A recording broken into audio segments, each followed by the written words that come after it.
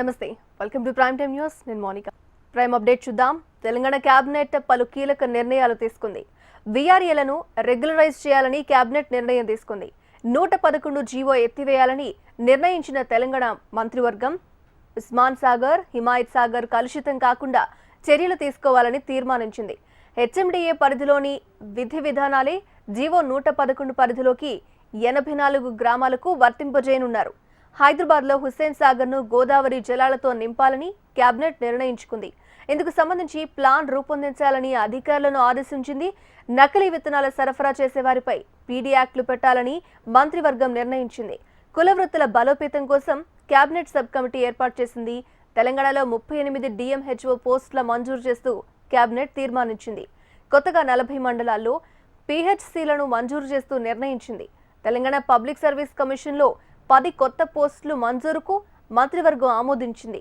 కొత్త సచివాలయంలో సీఎం కేసీఆర్ అధ్యక్షతన మంత్రివర్గ సమావేశం జరిగింది దాదాపు 3 గంటలకు పైగా కొనసాగిన ఈ కేబినెట్ భేటీలో పలు కీలక అంశాలపై చర్చించారు రాష్ట్ర ఆవిర్భావ దశాబ్ది వేడుకలను 21 రోజుల పాటు ఘనంగా జరపాలని నిర్ణయం తీసుకున్నారు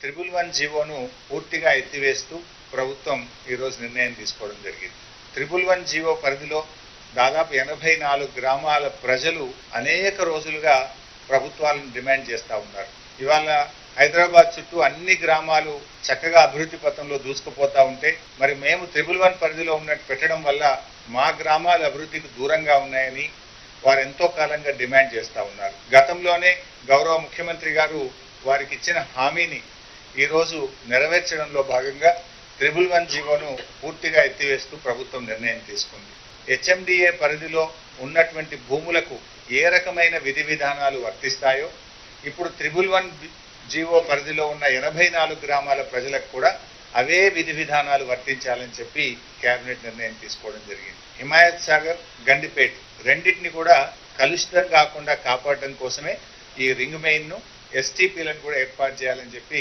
ప్రభుత్వం నిర్ణయం తీసుకుంది 33 జిల్లాల్లో కూడా డిఎంఎండ్హెచ్ఓ పోస్టులను బీసీలను మోసం చేసిన ఘనత తెలంగాణ సీఎం కేసీఆర్దే అన్నారు బీజేపీ రాష్ట్ర అధ్యక్షుడు బండి సంజయ్ బీసీలను బీఆర్ఎస్ ప్రభుత్వం రాజకీయంగా అణిచివేస్తుందని ఆరోపించారు 55% ఉన్న బీసీలకు కేవలం 3 మంత్రి పదవులే ఇచ్చారని 2,70,000 కోట్ల బడ్జెట్లో కేవలం 5,000 కోట్లు మాత్రమే బీసీలకు కేటాయించారని తెలిపారు బండి సంజయ్ తెలంగాణ ఓబీసీ సమ్మేళనంలో మాట్లాడిన ఆయన బీసీలకు కేసీఆర్ చేస్తున్న మోసాన్ని గ్రహించాలని తెలిపారు కేసీఆర్ కుటుంబంలో మాత్రం 4 మంత్రి పదవులట 50% ఉన్న తెలంగాణ రాష్ట్రంలో బీసీలకు మాత్రం కేవలం ముగ్గురికి మాత్రమే మంత్రి పదవులు వచ్చినట్టే తెలంగాణ సమాజంలో బీసీలు ఒక్కసారి మీకు జరుగుతున్న అన్యాయాన్ని ఒక్కసారి గుర్తుంచుకోవాలి తెలంగాణ రాష్ట్ర బడ్జెట్ లో 2,70,000 కోట్ల బడ్జెట్ లో బీసీలకు కేటాయించిన బడ్జెట్ ఎంత అంటే కేవలం 5,000 కోట్ల రూపాయలన్న విషయాన్ని గుర్తుంచుకోండి ఇవాళ స్థానిక సంస్థ లోకల్ బాడీ ఎన్నికల్లో 30% నుంచి రిజర్వేషన్ తగ్గించి 21% విధించి ఇలా బీసీల పొట్టగొట్ట పార్టీ ఏంటంటే అది బీఆర్ఎస్ పార్టీ ఈ తెలంగాణ రాష్ట్రాన్ని వెళ్తున్నటువంటి దేశవ్యాప్తంగా బీజేపీని కాపాడేందుకు కేసీఆర్ ప్రయత్నిస్తున్నారని ఆరోపించారు టీపీసీసీ చీఫ్ రేవంత్ రెడ్డి కర్ణాటక ఎన్నికల్లో ప్రజల తీర్పును అవహేళన చేస్తున్నట్టు మాట్లాడిన కేసీఆర్ మోదీ ఓటమిని చిన్నదిగా చూపే ప్రయత్నం చేశారన్నారు బీజేపీ బీఆర్ఎస్ ఒక్కటే అన్నది కేసీఆర్ మాటలతో అర్థమవుతుందన్న రేవంత్ రెడ్డి తెలంగాణ ప్రజలు ఆ విషయాన్ని గమనించాలని కోరారు బండి సంజయ్ విధానాన్ని చంద్రశేఖరరావు గారు నిన్న స్పష్టంగా సమర్థించిండు ఇన్నాళ్ళు చంద్రశేఖరరావు గారు ఏదైతే చెప్పినో మోడీకి వ్యతిరేకంగా మేము కొట్లాడతాం మోడీ బీజేపీ ప్రజాస్వామ్యాన్ని కాలరాస్తున్నారు దానికి వ్యతిరేకంగా మేము పనిచేస్తామని చెప్పిన విధానానికి నిన్న వారు మాట్లాడిన మాటలకు చాలా వ్యత్యాసం ఉంది తెలంగాణ సమాజం అప్రమత్తంగా ఉండాల్సిన అవసరం ఉంది మోడీ బ్రాండ్కు కాలం చెల్లిపోయింది ఎక్స్పైరీ డేట్ అయిపోయింది మోడీని ఓడించవచ్చు అని చెప్పి దేశ ప్రజలందరూ ప్రతిపక్షాలందరూ విశ్వసిస్తున్నారు చంద్రశేఖరరావు గారు మోడీ పార్టీ మారుతారన్న ఊహాగానాలపై కోమటిరెడ్డి రాజగోపాల్ రెడ్డి స్పందించారు. తాను కాంగ్రెస్లోకి వస్తానని ఎక్కడా చెప్పలేదన్న ఆయన తనపై కావాలని దుష్ప్రచారం చేస్తున్నారన్నారు. కర్ణాటక ఫలితాలు వచ్చాక కాంగ్రెస్లోకి రమ్మని అడుగుతున్నారని, మోదీ నాయకత్వంపై నమ్మకంతోనే బీజేపీలో చేరానని స్పష్టం చేశారు. కేసీఆర్ను గద్దె దింపడమే లక్ష్యంగా బీజేపీలో చేరానని చెప్పారు. నేను కాంగ్రెస్ వైపు చూస్తున్నానని చెప్పేసి భారతీయ జనతా పార్టీ కేంద్రంలో అధికారంలో రాదు అని చెప్పి నేను అన్నట్టు వార్తలు నేను కూడా చదివినా. చాలామంది మిత్రులు, మీడియా మిత్రులు, ఎంతోమంది మా అభిమానులు, వివిధ పార్టీలకు సంబంధించిన రాజకీయ నాయకులు కూడా ఉదయం నుంచి ఫోన్ చేస్తుంటున్నారు. ఎక్కడ కూడా గత 6 నెలల్లో మునుగోడు రిజల్ట్ తర్వాత కాంగ్రెస్ పార్టీలో చేరతానని కానీ ఎక్కడ ఎవరితో చెప్పలేదు. మరి ఎందుకు వీళ్ళు నా మీద ఎప్పటికప్పుడు కథనాలు సృష్టించి ఈ దుష్ప్రచారం చేస్తారో నాకు అర్థం కావట్లేదు. నేను పార్టీకి పదవికి రాజీనామా చేసి తాను పార్టీ మారుతున్నట్టు వస్తున్న వార్తలను బీజేపీ నేత ఈటెల రాజేందర్ ఖండించారు. మోదీ, నడ్డా నేతృత్వంలో సైనికుల్లా పనిచేస్తున్నట్టు తెలిపారు. 4 కోట్ల తెలంగాణ ప్రజల ఆకాంక్ష మేరకు కేసీఆర్ నియంతృత్వ పాలనను అంతమొందించడమే తన లక్ష్యమన్నారు. కేసీఆర్ను గద్దెదించడం బీజేపీతోనే సాధ్యమవుతుందన్నారు. బీజేపీ నాయకుల మధ్య ఎలాంటి భేదాభిప్రాయాలు లేవన్నారు. పార్టీ మార్పుపై పత్రికలో వస్తున్న వార్తలను ఖండిస్తున్నట్టు ట్విట్టర్లో పేర్కొన్నారు. కర్ణాటకలో నెలకొన్న నాటకీయ పరిణామాలకు ఎట్టకేలకు తెరపడింది. 5 రోజుల సస్పెన్స్ ను బ్రేక్ చేస్తూ ఏఐసీసీ తన నిర్ణయాన్ని ప్రకటించింది. అందరూ ఊహించినట్టే సిద్ధరామయ్య వైపే మొగ్గు చూపుతూ మరోసారి ఆయనకే సీఎంగా పట్టం కట్టింది. సీఎం పదవి కోసం తీవ్రంగా పోటీపడ్డ డీకే శివకుమార్ను బుజ్జగించి ఏకైక డిప్యూటీ సీఎంగా ఆయనకు బాధ్యతలిచ్చింది కాంగ్రెస్ అధిష్టానం. 5 రోజులుగా కర్ణాటక సీఎంగా ఎవరని నియమించాలి అనే అంశంపై సుదీర్ఘ మంతనాలు జరిపింది కాంగ్రెస్ అధిష్టానం. చర్చల్లో అందరూ సిద్ధరామయ్య వైపే మొగ్గు చూపినా తన బెట్టు వీడలేదు డీకే శివకుమార్. తనకు సీఎం పదవి ఇవ్వాల్సిందే అని పట్టుబట్టారు. చివరకు సోనియా గాంధీ బుజ్జగింపులతో డిప్యూటీ సీఎం పదవికి డీకే ఒప్పుకున్నట్టు తెలుస్తోంది. దీంతో ఏఐసీసీ అధికారిక నిర్ణయాన్ని party general secretary KC Venugopal, Karnataka in charge Randeep Surjewala ప్రకటించారు. సీఎంగా సిద్ధరామయ్య, ఏకైక డిప్యూటీ సీఎంగా డీకే శివకుమార్ ఉంటారని చెప్పారు. వచ్చే లోక్సభ ఎన్నికల వరకు పీసీసీ ప్రెసిడెంట్గా డీకే శివకుమార్ ఉంటారని ఏఐసీసీ ప్రకటించింది.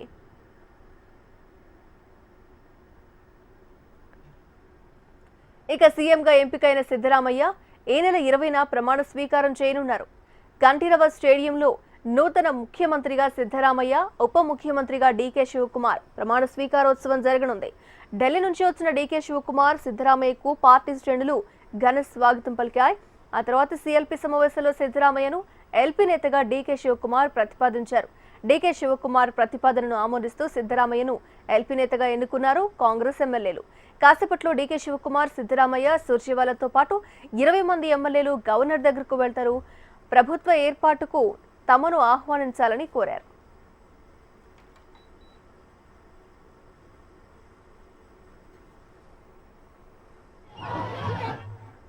ప్రభుత్వ ఏర్పాటుకు అంతా సిద్ధమవడంతో రేపు రాత్రిలోగా కేబినెట్ కూర్పు కూడా పూర్తి చేయాలని కర్ణాటక ఇన్ఛార్జ్ సుర్జేవాలాను ఏఐసీసీ అధ్యక్షుడు ఖర్గే సూచించినట్టు తెలుస్తోంది. కర్ణాటక సీఎం ప్రమాణ స్వీకారోత్సవానికి కాంగ్రెస్ భావ సారూప్యత కలిగిన పార్టీలకు ఆహ్వానం అందించింది. కర్ణాటక కాంగ్రెస్ బీజేపీ వ్యతిరేక పార్టీల నేతలకు ఆహ్వానాన్ని పంపింది.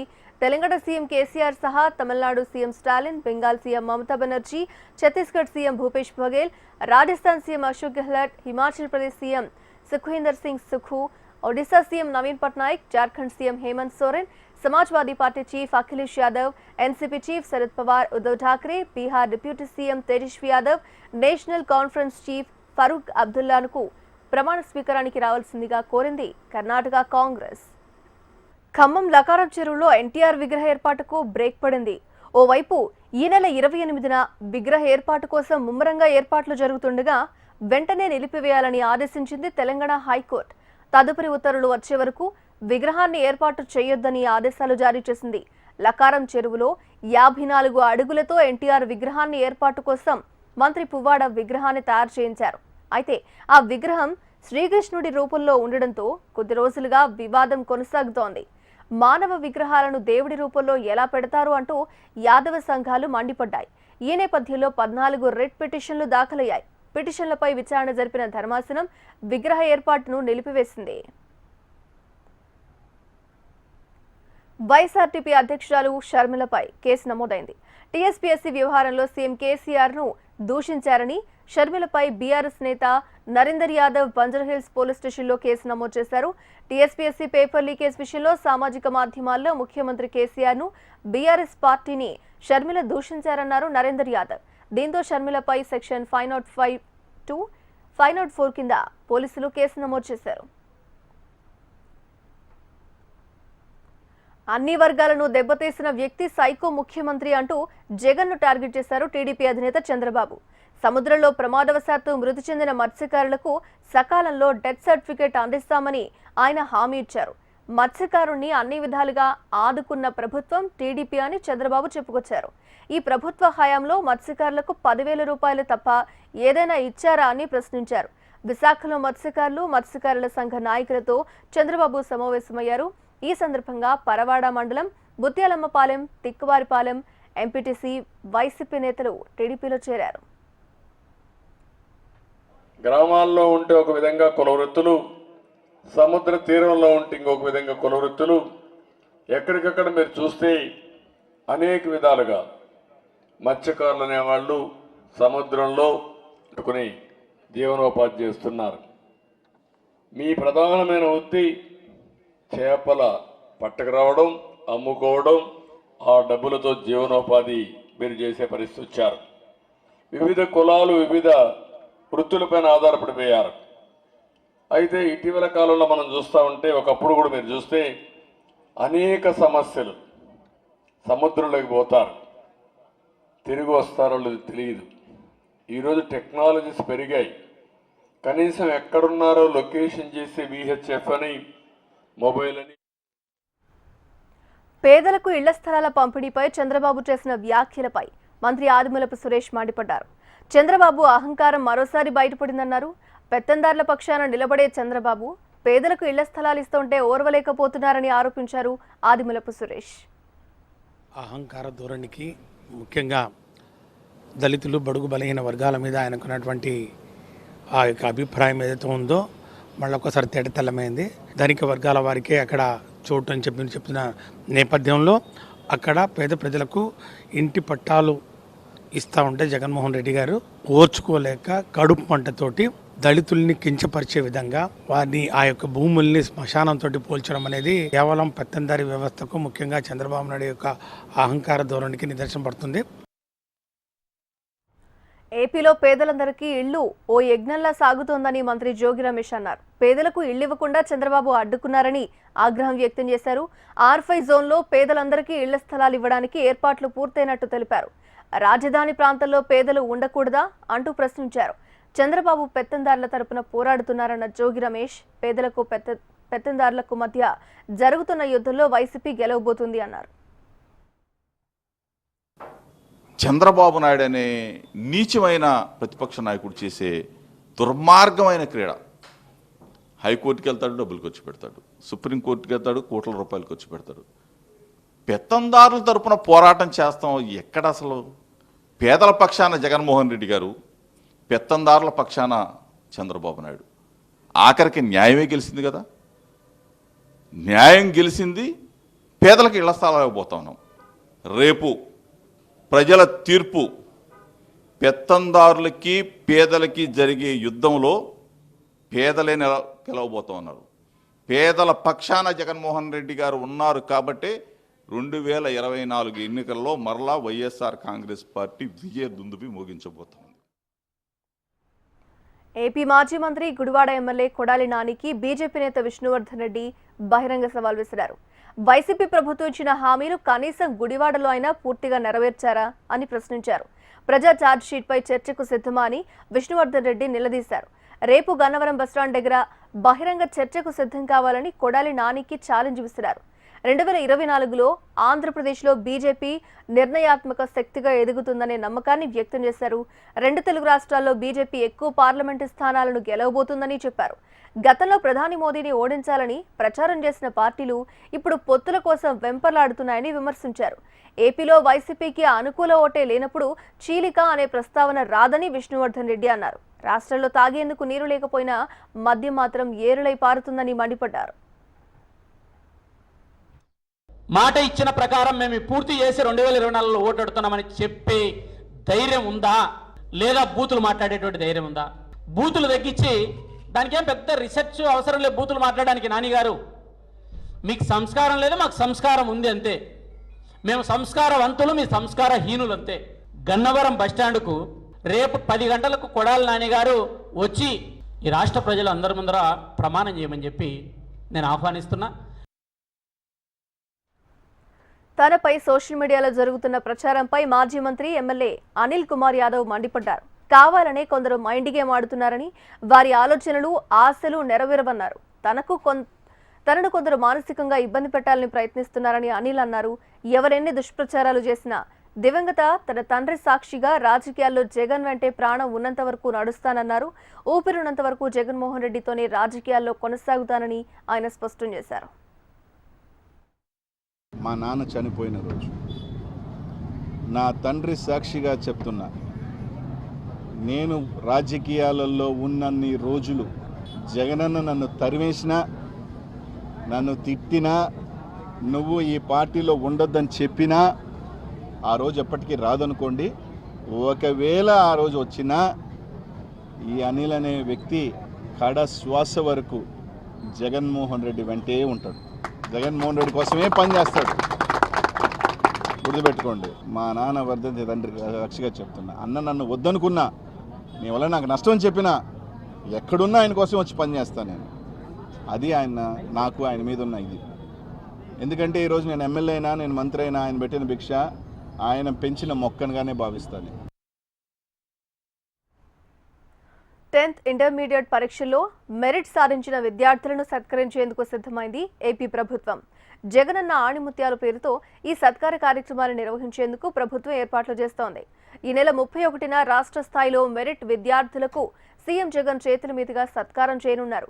నియోజకవర్గాలు, జిల్లా స్థాయిలో, రాష్ట్ర స్థాయిలో ఈ కార్యక్రమాన్ని నిర్వహించనున్నట్టు మంత్రి బొత్స తెలిపారు. ఈ నెల 25న నియోజకవర్గ స్థాయిలో, ఈ నెల 27న జిల్లా స్థాయిలో బహుమతుల ప్రదానం ఉంటుందన్నారు.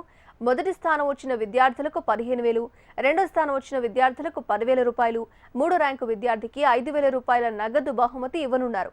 ఇక రాష్ట్ర స్థాయిలో మొదటి స్థానం వచ్చిన విద్యార్థులకు 1,00,000 రూపాయలు, రెండో స్థానం వచ్చిన విద్యార్థికి 75,000, మూడో స్థానం వచ్చిన విద్యార్థికి 50,000 నగదు బహుమతి ఇవ్వనుంది ప్రభుత్వం. ఎవరైతే ప్రతిభావంతులైన విద్యార్థులు మొదటి 2 స్థానాలు ఏవైతే అత్యధిక మార్కులు వచ్చాయో విద్యార్థులకు వచ్చాయో వారికి అలాగే ఇంటర్మీడియట్లో అత్యధిక మార్కులు సాధించిన వారికి గ్రూప్స్ ప్రకారం వాళ్ళ 4గురికి వీళ్ళు 3గురికి 7 విద్యార్థులకు వచ్చి సత్కరించాలనేది అనుకున్నాం. వారితో పాటు వాళ్ళ తల్లిదండ్రులని, వారితో పాటు ఆ స్కూల్ హెడ్ మాస్టర్ని, ఆ కాలేజ్ హెడ్ మాస్టర్ని కూడా సత్కరించాలనుకున్నాం. వారికి వచ్చే మెడల్స్, వాటితో పాటు సాల్వాతో సత్కరించడము. హైదరాబాద్ ఉగ్రకోణం కేసులో మరికొందరు అరెస్ట్ అయ్యారు. పాత బస్తీలో మరో 3గురిని ఏటీఎస్ అధికారులు అరెస్ట్ చేశారు. ఇక ఈ కేసులో ఇప్పటివరకు 9 మందిని ఏటీఎస్ అరెస్ట్ చేసింది.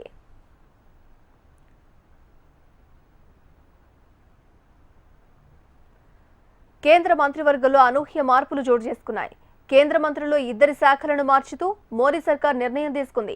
న్యాయశాఖ మంత్రిగా ఉన్న కిరణ్ రిజిజును ఆ బాధ్యతల నుంచి తొలగించారు. కేంద్ర సహాయ మంత్రి అర్జున్ రామ్ మేఘ్వాల్ కు న్యాయ మంత్రిత్వ శాఖ అదనపు బాధ్యతలు అప్పగించారు. ఇక రిజిజుకు మినిస్ట్రీ ఆఫ్ ఎర్త్ సైన్సెస్ బాధ్యతలను అప్పగిస్తూ నిర్ణయం తీసుకున్నారు. ప్రస్తుతం అర్జున్ మేఘ్వాల్ పార్లమెంటరీ వ్యవహారాల శాఖ, సాంస్కృతిక శాఖ సహాయ మంత్రిగా ఉండగా ఇకపై వీటితో పాటు న్యాయశాఖకు స్వతంత్ర మంత్రిగా వ్యవహరించనున్నారు. మరోవైపు ప్రస్తుతం మినిస్ట్రీ ఆఫ్ ఎర్త్ సైన్సెస్ బాధ్యతలను కేంద్ర మంత్రి జితేంద్ర సింగ్ చూస్తుండగా ఇప్పుడు ఆ శాఖను కిరణ్ రిజిజుకు అప్పగించారు. రాయల్ ఛాలెంజర్స్ బెంగళూరుతో జరుగుతున్న మ్యాచ్లో సన్ రైజర్స్ హైదరాబాద్ భారీ స్కోర్ చేసింది. క్లాసెన్ మెరుపు సెంచరీతో 20 ఓవర్లలో 5 వికెట్ల నష్టానికి 186 పరుగులు సాధించింది. టాస్ ఓడి బ్యాటింగ్కు దిగిన సన్ రైజర్స్ 4 ఓవర్లలో 28 రన్స్కు 2 వికెట్లు కోల్పోయింది. ఆ తర్వాత బ్యాటింగ్కు వచ్చిన క్లాసెన్ 49 బంతుల్లో సెంచరీ చేశాడు. 8 ఫోర్లు 6 సిక్సర్లతో విరుచుకుపడ్డ క్లాసెన్ 51 బంతుల్లో 104 పరుగులు సాధించాడు. ఆర్సీబీ బౌలర్లలో బ్రేస్వెల్ 2 వికెట్ల తీగా సిరాజ్, షాబాజ్ అహ్మద్, హర్షల్ పటేల్ తలో వికెట్ తీశారు.